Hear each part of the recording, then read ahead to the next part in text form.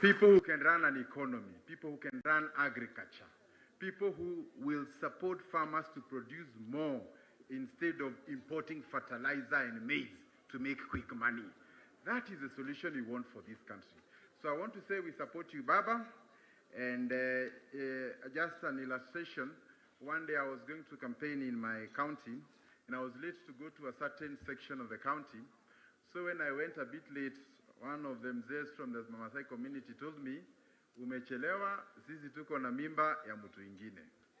Nataka kusema the region of Mount Kenya iko na nini? Asante. Asante, na pia tuko na projects ya magavana wengine, tuko 8, hata wawili tunajaribu kuwarudisha nyumbani, lakini tuko 8 ambao wamesema nilete projects zao from Kilaitu kule Tharaka Nithi, Meru na region yote, wawili tu, lakini niachieni hawa. Asanteni sana, Mungu awabariki. Thank you very much. Before I call the chair of the Council of Governors to invite our chief guest, I want to ask the chairman of Mount Kenya Foundation, C.S. Munya, and the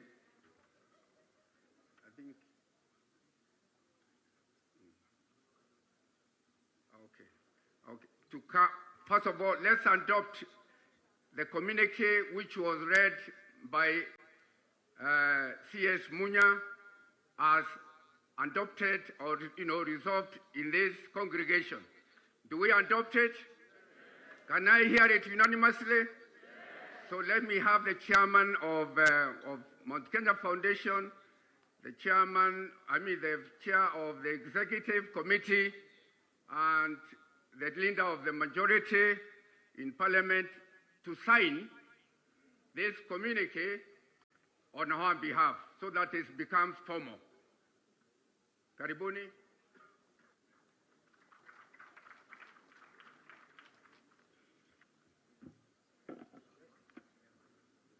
sign each page, every page, so that nobody can. That makes it a document of the people of Mount Kenya. And this is a covenant that we are going to enter with the leader of Azimio la Umoja on Friday. All right. Gender, let's have who? Sabina to come forward and sign. Sabina, the chairman of Council of Governors to sign. The youth leader, the one who talked on our behalf, let them also sign so that we all own that document.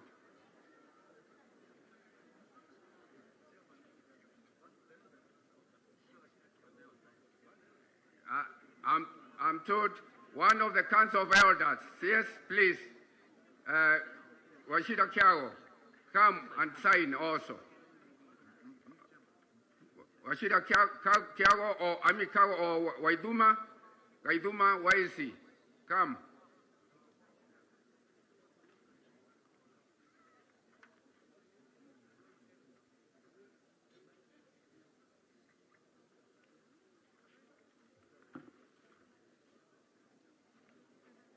This, as we say, is a covenant which we have developed to take to Azimio. And that's what will bind us with the leadership of Azimio. So it is very significant. This document is adopted by everybody.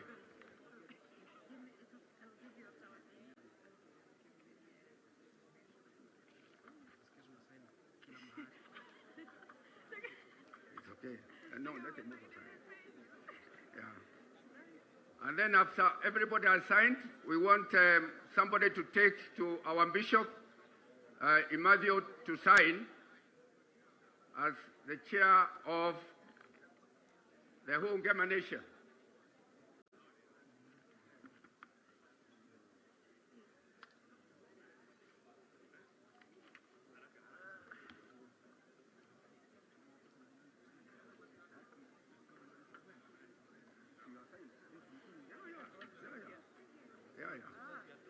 Exactly.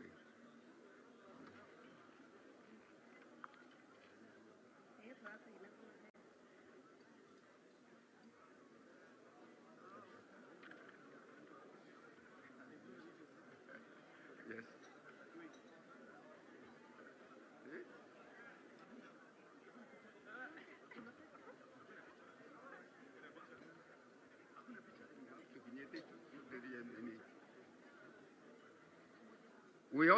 We need to have a religious leader, Canon Karanja.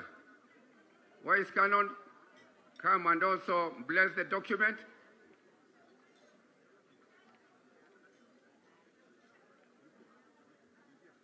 Please do sign and then take it to your bishop, Bishop Emeritus, and then let him sign.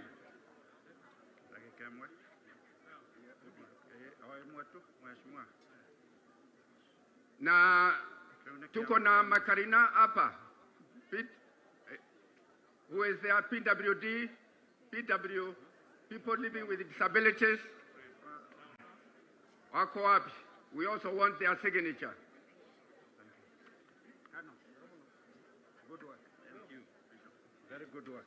Canon, once you sign, take it to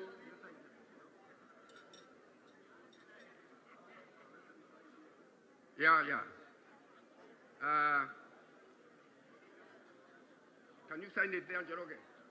Mheshimiwa hapo hapo.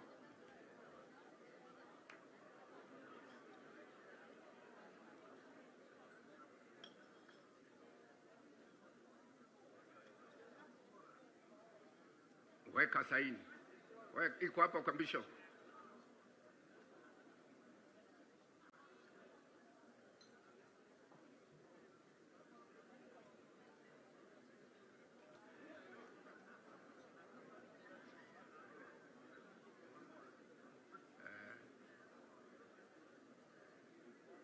Asanteni sana.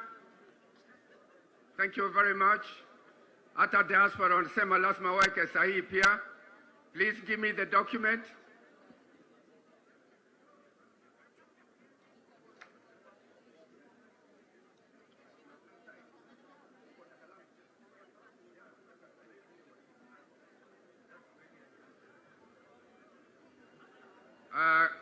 Governor Wambora, please do come and invite our guest because he's pressed by time. Work anywhere, sign anywhere. Kuja sign. Kuja hapa kwa agenda. Work a sign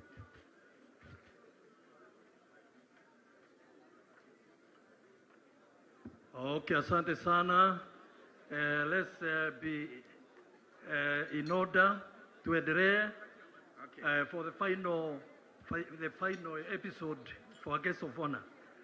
Your Excellency, the Prime Minister, Baba, our chairman of Gema, Bishop Imadhio, our chairman of Mount Kenya Foundation, and your leadership, my fellow governors, CSAs, PSAs, and all the leaders and MPs. Mine is a very simple task to welcome Baba ndivyo tuongereshe, but because I'm representing 47 governors, may I just say one or two things, very, very briefly within the 1 or 2 minutes. And one of them is to thank the former Prime Minister for your surprise visit. Most of us did not know you'd appear here. We feel very, very honored by that surprise. Be blessed, Prime Minister, be blessed, our favorite President. Number two, I want to very quickly say that I want to assure you of our support from the counties. We have listened to you as we went around the country, and we have bought Yasmio La Umoja. We did that, and we are going to show it on Friday that we shall support completely. Number two, may I also mention that if there's a leader who is living in Kenya today, other than the Kinaderan Kimathi and other generals, you are the one who has sacrificed most in this country of all the politicians who are living today. You have suffered because you love your people and your people will reward you this time around. I want to confirm that this indeed is the Raila moment. This is your moment, just like that of the former president of South Africa. Finally, I want to say that your handshake brought total peace. Your handshake with your brother president brought total peace in this country. And we want that peace to continue. So that's one reason why we are going to vote for you, because you have initiated that peace and we know it will prevail. Now, my colleague, C.S. Munya, has put it very well. All what you supported in the BBI actually benefits Mount Kenya very well, because it brings fairness to us. One man, one vote, one sharing. All that and many more. Representation in Parliament, representation in the Senate and in the assemblies. Once this is revisited, because you promised you will revisit BBI, it will happen. So, with that, I want to say it's my now honor to ask you to be upstanding. We welcome Papa na makofi mara moja. 1, 2, 3. Karibu. Papa. Thank you, thank you. Thank you very much. After the Right Honorable speaks, we'll just briefly stand here for a photo, a few groups, so which I will invite briefly. Thank you very much, Your Excellency. Karibu. Asante sana. Asanteni sana. Haya.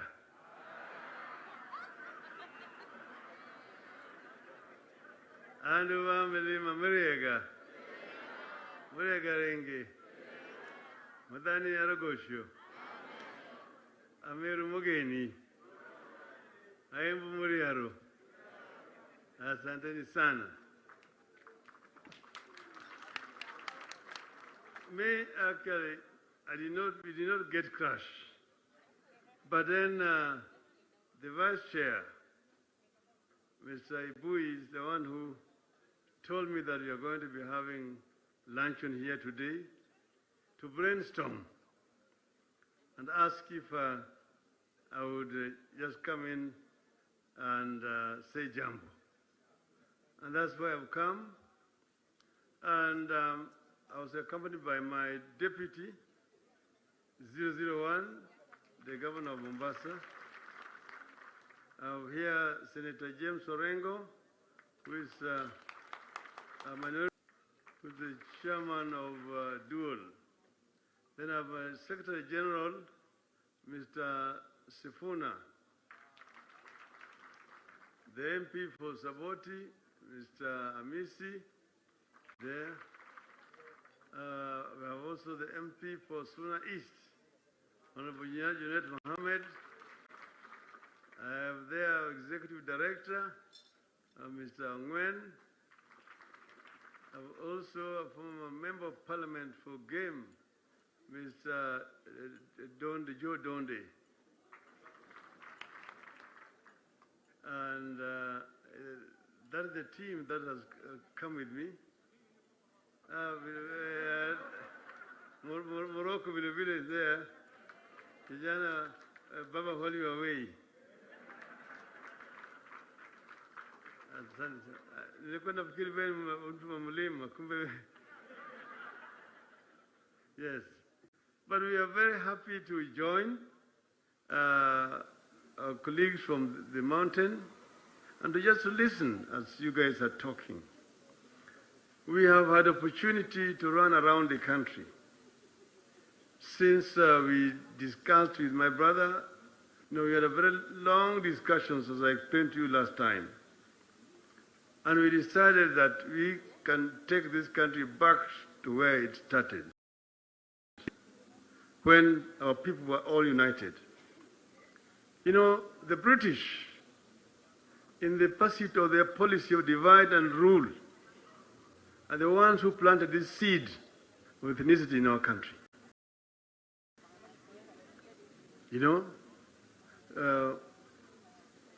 Somebody mentioned about the struggle, started, I think it was Pius, He talks about the struggle first Wayaki Wahinga, who was buried alive in Savo. Then Hari Thuku in the early 20s and was taken to Kismayu. And then came the period of the Mau Mau, when people rose to resist, and the Kapenguria 6. Then something happened here in Nairobi, which most people have never appreciated because it has not been properly written. In 1954, a councillor called Ambrose Ofafa, he was then the Secretary General of Luo Union Nairobi branch, was assassinated here in Nairobi. Then the British came up with a story that he had been killed here, and not many of them were here. And the Luos actually were ganging up to begin to fight the Kikuyus who were around. Jaramogi was then the Kair of Luo Union, traveled from Kisumu by train to Nairobi, and then had a meeting with these leaders and told them, this is the work who want to create a seed of Kenyatta and co. But then at that time, the colonial government, of course, was denying. Then Jaramogi issued that statement in Parliament. And that is what triggered off the unity of the people of Kenya. So now people of Kenya became united in fight for independence of our country. Ultimately, Kenyatta was released. But before that, when they saw the wave coming, they went to Jaramogi and said, you know, Kenyatta is senile, leader unto debtors and death. You are actually qualified to become the prime minister. Jaramogi said, no, Kenyatta is our leader. I cannot betray the cause of our people. So people were united. There was nothing like, this is a Kikuyu, this is a Jaluo, this is a Mkamba. I'm telling you because I grew up under these conditions. If Jaramogi would say that Kenyatta is only second to God for us. And I've seen Kenyatta sleep there, Jaramogi sleep there when he came out of prison. When did the rain begin to beat us? That was the question we asked. And I've told the people recently when I was in Nyeri, I explained to you where the rain began to beat us. But now he said, me and Uhuru, that we can actually bring this country together. If you stand there and I stand here, we can bring this country back where we started.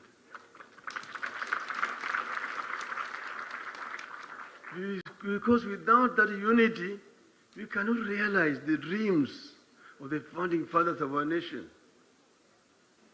We cannot realize the Kenyan dream, which says, Lord, bless this land of ours. Justice be our shield and defender. May we dwell in unity, peace and liberty. Plenty be found in our borders. May we dwell in unity, peace and liberty. Unity means what? There's no discrimination on the basis of ethnicity, religion, gender, otherwise.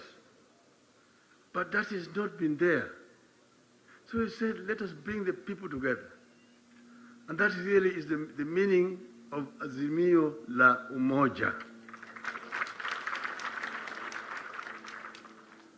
That every person here is a Kenyan and is equal. Whether he's a Muslim, he's a Christian, Catholic, Methodist, Anglican, Hindu, or a woman, everybody is equal in our country. This is the kind of country that we want to build. And we want to share. talking because we wanted to talk to our people again and realize what people are thinking. And you will be told what people said on Friday, what the people of Nyanza said, the people of Western said, the Ma, what they said, what the coastal said, the people of Northeastern, the people of Turkana, the people of Rift Valley, the Calais in Eldoret, what the people said in Isiolo, in Meru, Embu, and Tharakanithi, in Ukambani, in Pokot, and finally in the mountain. Last week we were in the mountain, Mount Kenya West. We spent the night there in Nyeri, and they were so much well received. I want to single out one of you here, the old man, Bashira Kiagu. He's somewhere there, Abdul Mzee, Council of Elders. He came with Wazees and Mamas to Bondo at that time. And his words were like those words of a prophet. He said, tutakuwa pamoja. Baadaye wakatualika tuende mlimani. So last Friday tulikuwa mlimani. Wamama wa mlima, wamama wa ziwa huko wakabeba samaki kutoka ziwa huko kaleta huko mlimani. Na Mama Ida wakampatia jina Nyawira. Sasa mimi nalala hapa na Nyawira nalala hapa.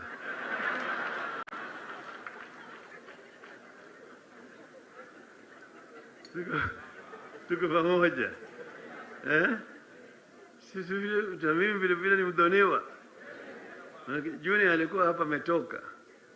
Bibi yake inatoka huko Murang'a kwa Gachukia. Na Fidel alioa hapa Kiambu. Kwa hiyo mimi ni mdhoniwa. Nyinyi tunasema ati ngare hii taguo ni mundu na mdhoniwa, sio?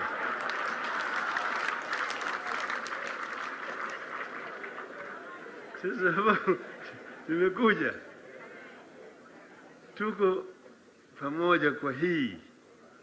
Tunataka tuunganishe Wakenya wote wawe kama kitu kimoja. Watu wa mlima na Wakenya wote. Sio ati tunataka kubagua mtu yeyote, hakuna. Everybody will be welcome. Jana jioni nilikuwa na wafanyabiashara kutoka mlimani wakiongozwa na Bwana Richard Ngatia. Nikawaambia mambo ya biashara, the private sector, how we want to promote the private sector as the engine for growth in our country. So people all the time talk about employment in the public sector. Watu wetu wataajiriwa namna gani hapa na pale. I tell them public sector only employs at best 700,000 people in national government and in the counties, in the police force, in the military. And those positions, vacancies only occur through retirement and death, attrition. And that is just about 10%. 10% of 700,000, 70,000. Those are the only vacancies available every year in public sector. But from our school system, primary, secondary, tertiary, universities, we churn into the labor market every year 1 million people looking for jobs. 1 million people against vacancies of 70,000. It's peanuts. The solution is the private sector. It must be engine for growth. In developed economies, people don't go and knock at the government that you employ me here. It's much more prestigious to be working in America for General Motors, working for Boeing, Microsoft, than at a secretary in Ministry of Foreign Affairs or Ministry of Health.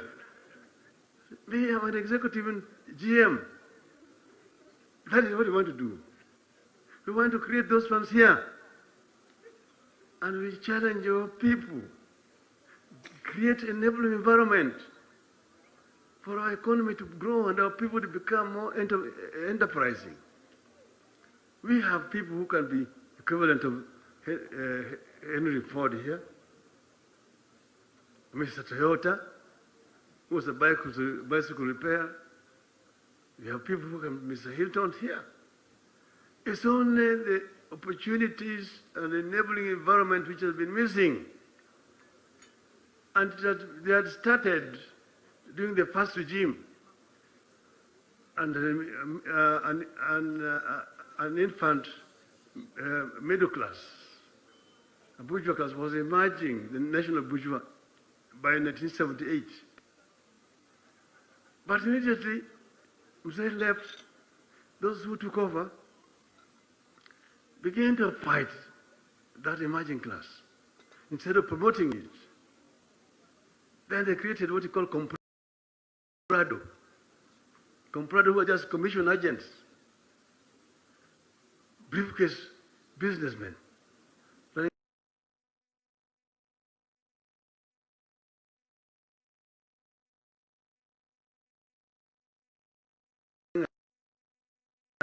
Toa kitu kidogo, TKK.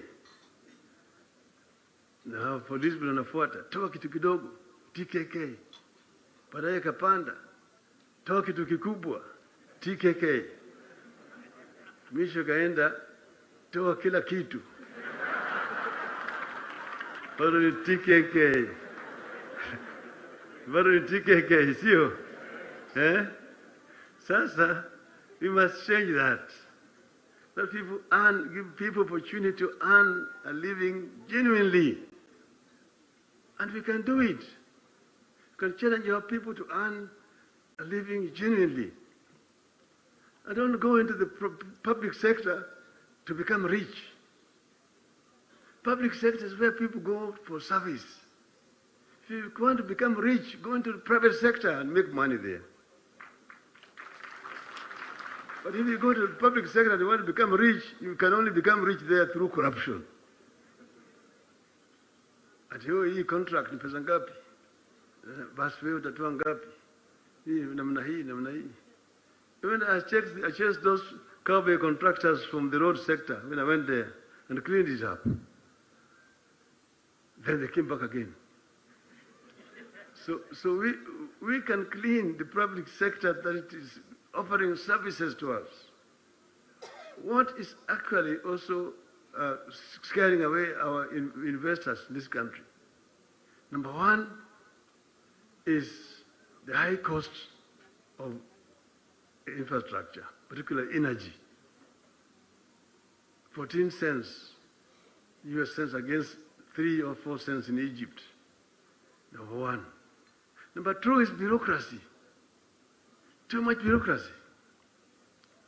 A letter has been written to an office. Somebody reads it and marks it. It goes to the registry, permanent secretary, mark it to an officer. It goes to the registry, takes 2 days before it goes to another officer. He again marks another officer, go back to registry, again to another one. A month is passing, no action has been taken. Somebody has written a letter, is waiting for a reply. There's no reply. A Mzungu was telling me the other day, I've been told to go back and come again in 3 months' time. And I'm coming from LA, Los Angeles. Do these people know where LA is? And this is the third time I'm coming. Somebody wants to invest in Kenya, and he comes here 3 times from LA, and each time is told to come back again. Bureaucracy. The other one is corruption, which is also a major cause of scaring people away. So if you tame all these things here, there's no reason why this country cannot grow. When I came there, the mountain, they talk of agriculture. And me and Monya have had a long discussions, the reforms that he's now carrying out there. If me and the president had discussions, and we also talked to him, the sector, the tea. Last week I met the guy who had threatened to cut off remove his tea plantation, and told me why.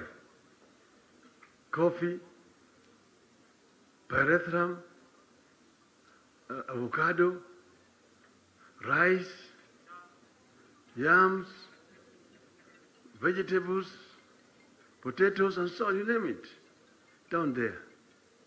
It is rich, and you only need to have proper policies to be able to ensure that farmers are happy in the region. His infrastructure, I know because I was Minister for Roads. I'm the one who planned most of these highways, all the bypasses in Nairobi, where I was knocking houses, the Thika Highway, me. Even the Canal Maroa was designed in my time. It's now been constructed now. And I saw what Uhuru has done in the period that he has been a president. Recently, he gave his scorecard.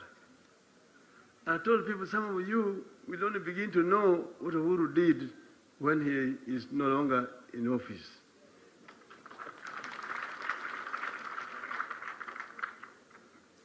Because what? They say that a saint is not recognized at home. The Jews did not know what Jesus was. Only foreigners now know what Jesus was. So Uhuru has had his mind in the right place. He has been focused, but he has not been able to achieve what he wanted to achieve because of the environment under which he has been working. That itself has undermined his ability to deliver. He would have done much better if he had a supportive environment. But now we must pick from here and move forward to ensure that there is continuity and do better than has been done. So I just want to conclude by thanking you for what you guys are doing here. Tell you that we are together with you, but I'm not going to respond to the requests until Friday. On Friday, mimi nitatoa jawabu. Asante sana. Mungu awabariki. Thank you, Your Excellency. Now we do a quick photo shot, and I want to start with the Mount Kenya Foundation Board of Directors. Please, come quickly. You line up there. Somebody can help us to get hii kitu kutoka hapo.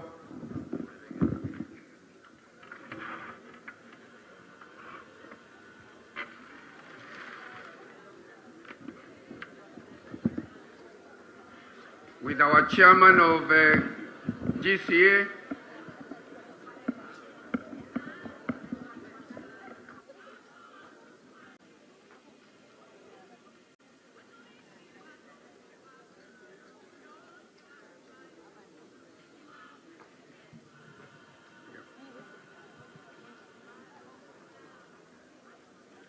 thank you very much. I think a short time.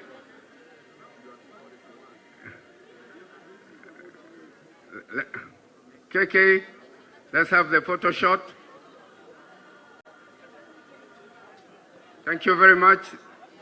The next will be the members of Parliament of Mount Kenya who are here, the elected leaders, the members of the Senate,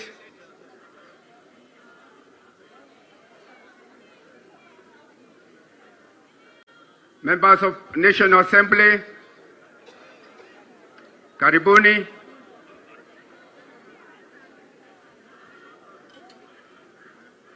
Thank you very much. Balance yourselves.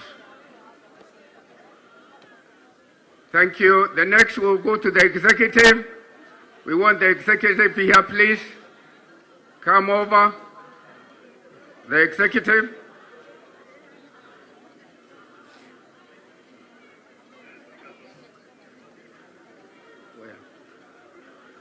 Okay. Okay, these are the speakers of the county assemblies. I wanted to call you with the governors, but it's fine. The executive, please do come.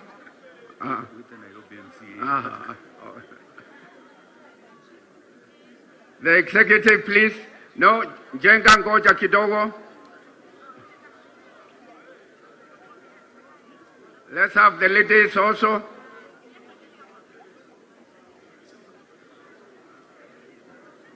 Barakoa. You come in, come around here. I'm not in the picture. The executive.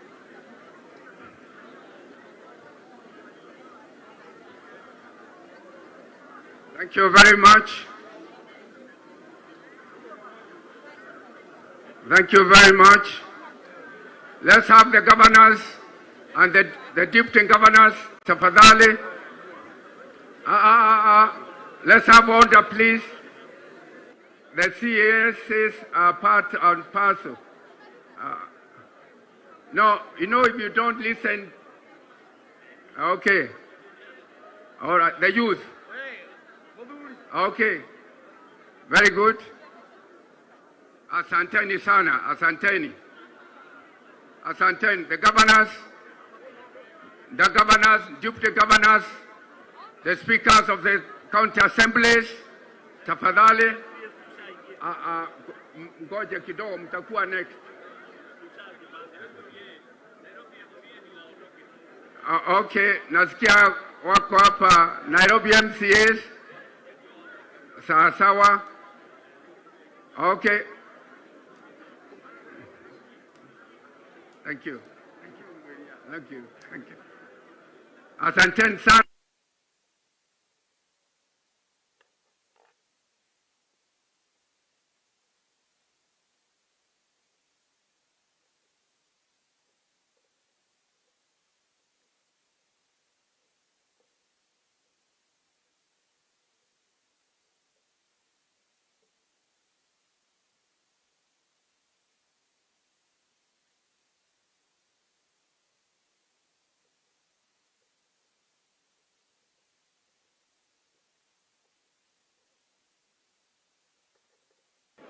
Let's have order. Governor, thank you so much. You can have your selfie as he walks out. Please don't go before we have our final prayers.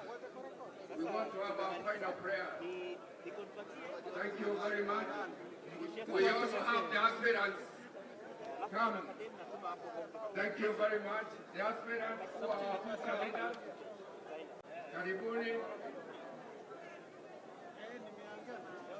The aspirants, ni wengi. Simameni nyuma, tafadhali.